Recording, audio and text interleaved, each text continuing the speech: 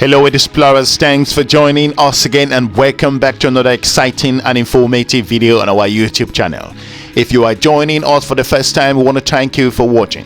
In this episode, I will be diving into the reason why Global South should learn from Bigpharmar's bullying of the country of South Africa, the extortionate vaccine contracts Pretoria signed during the pandemic demonstrated why achieving vaccine pharmaceutical sovereignty should be the priority for all developing countries. I will dive into perspective here and bring you analytical information, bring to you some figures, and more importantly as the reason why countries from the Global South should start preparing to secure their own vaccine and also health sovereignty.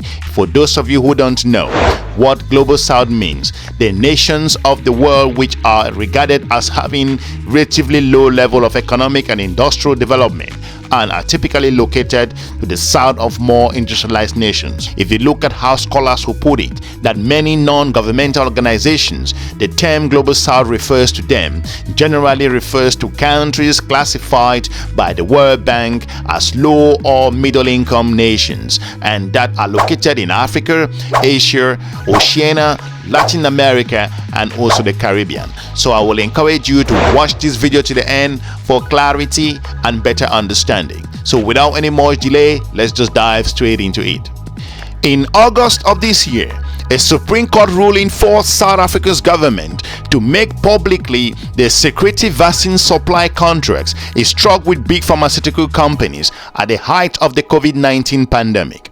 The document confirmed what many have long suspected. When selling its COVID vaccines to Global South countries, Bigpharmar's priority was not to help them bring the deadly pandemic under control, but to maximize its bottom line, otherwise profit. If you look at different areas, every single contract, there were a total of 4 contracts based on our own assessment, with Johnson & Johnson's, Pfizer, and the Global Alliance for Vaccine and Immunization known as Gavi, and the Serum Institute of India turned out to overwhelmingly favor Bigpharmar and demand South Africa's government to pay much more than its more powerful country counterparts to protect its citizens from the worst COVID-19 pandemic known in the world. An analysis of the contract by the Health Justice Initiative, the South Africa's health equality non-profit that launched the legal bid to get the contract released, to reveal that Johnson & Johnson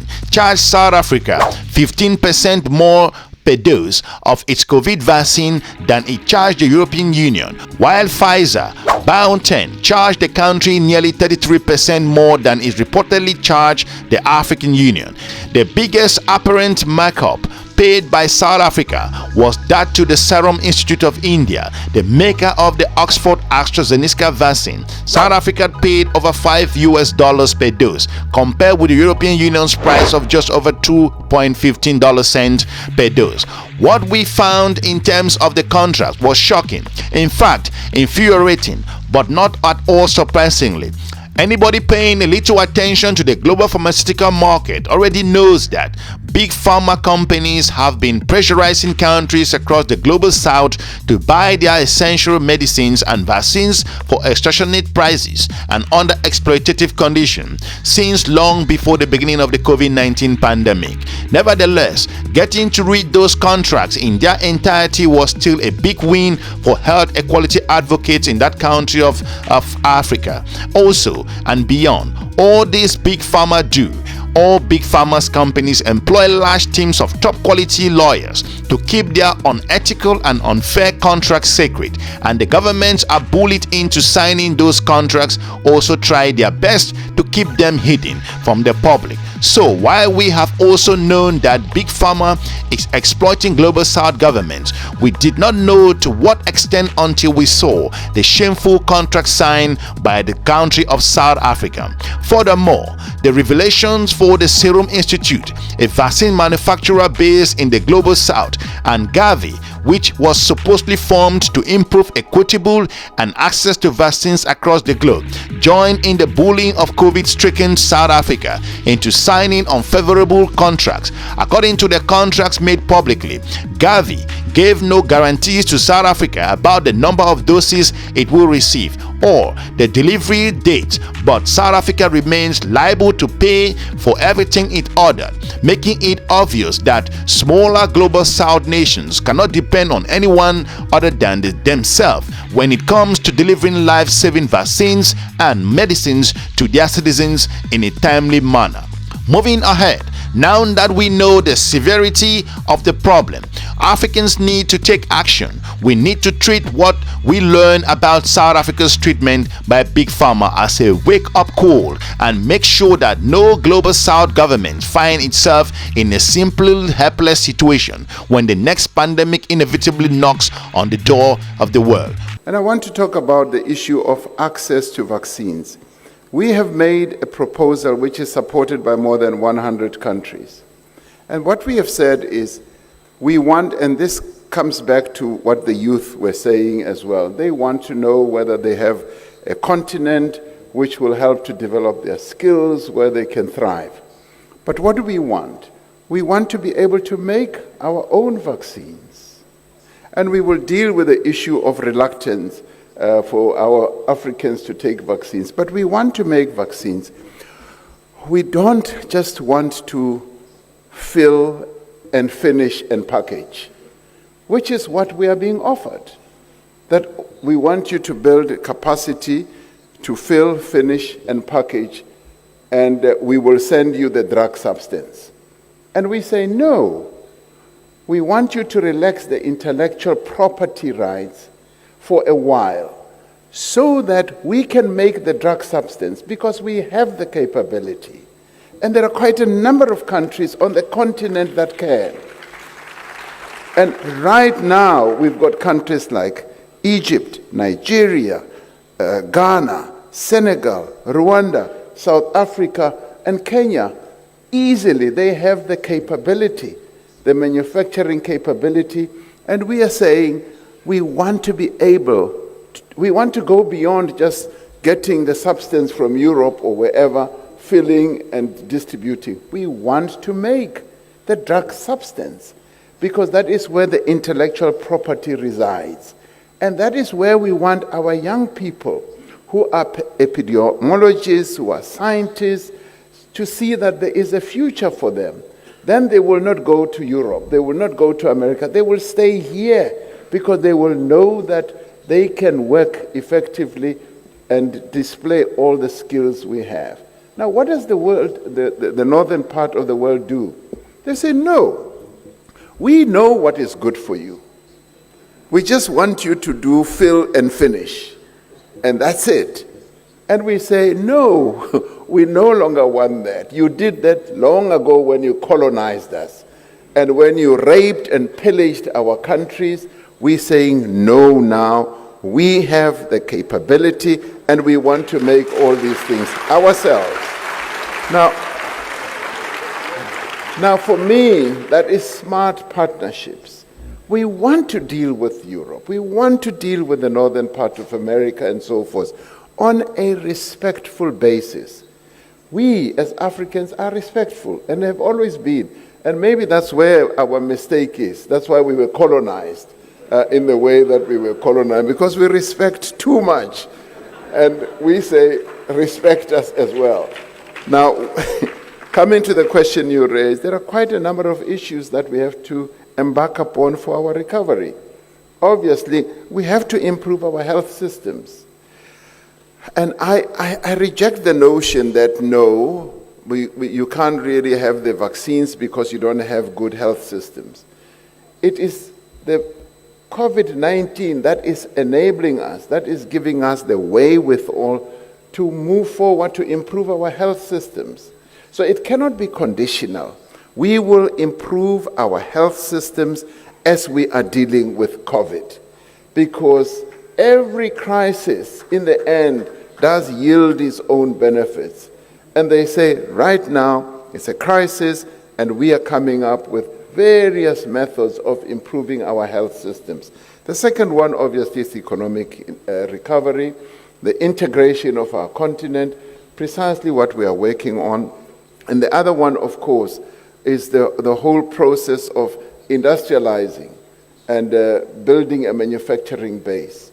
And this is where the North looks down on us. They say, no, you don't have, the wherewithal and all that. And we say, we are building it. And the other one is infrastructure. The infrastructure build that you're seeing here in Senegal is phenomenal. This is a country on the move. And Africa is on the move. We are improving ourselves. So we want the world to recognize us, to recognize that. And the other issue is access to finance. Another injustice that happens is this.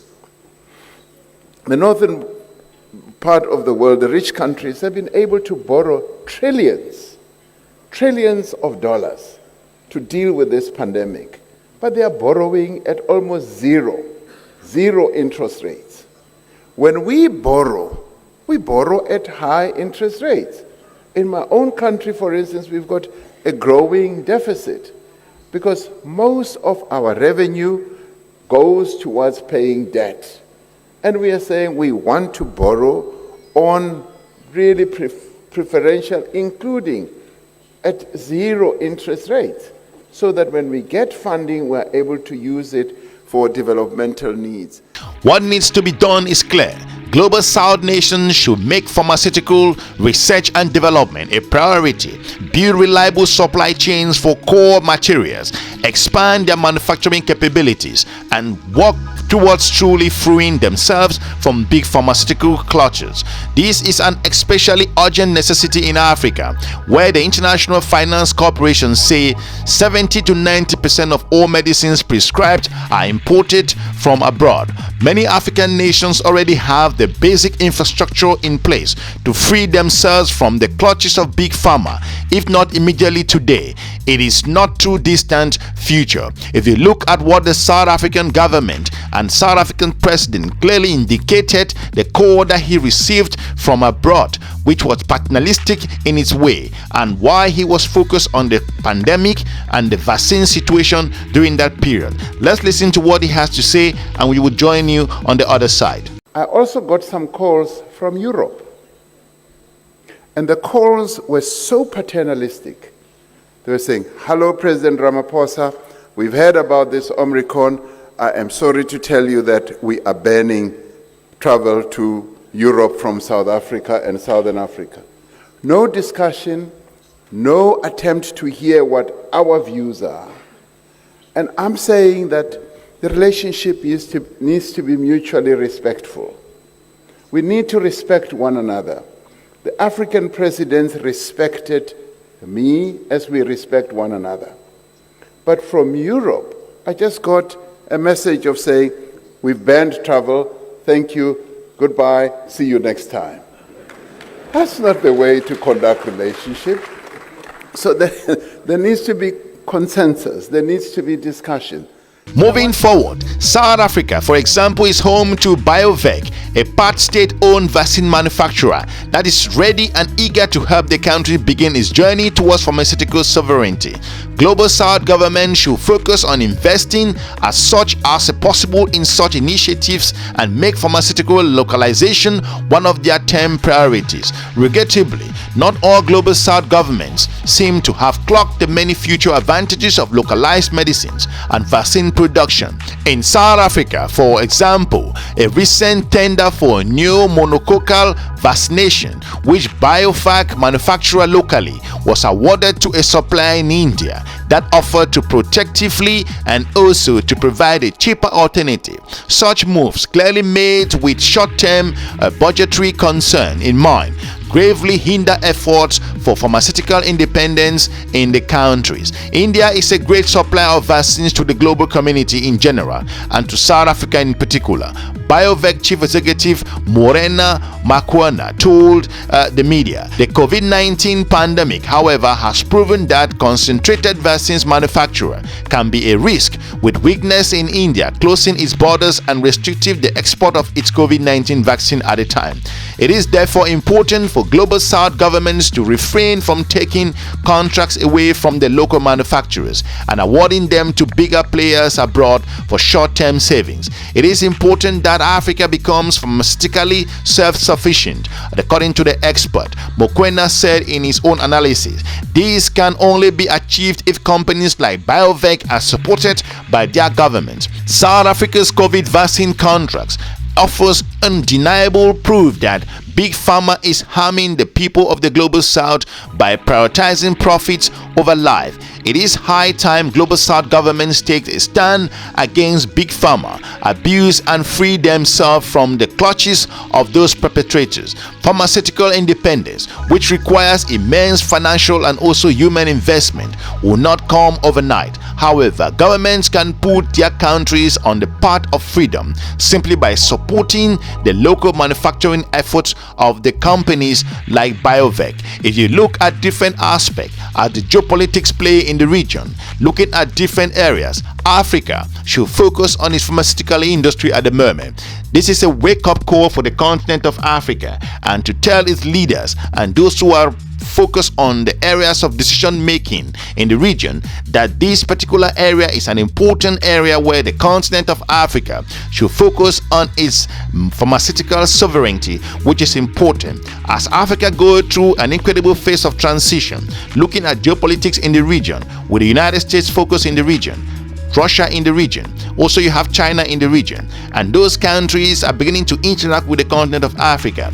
The pharmaceutical sovereignty should be an important investment that the continent of Africa should focus on as they move towards this incredible journey in their history. We want to thank you for watching. Hopefully we've informed you regards to why Global South should learn from Big Pharma's bullying of South Africa and why they should continue to invest in their own people's future by also developing their own infrastructures in the region in the pharmaceutical sector.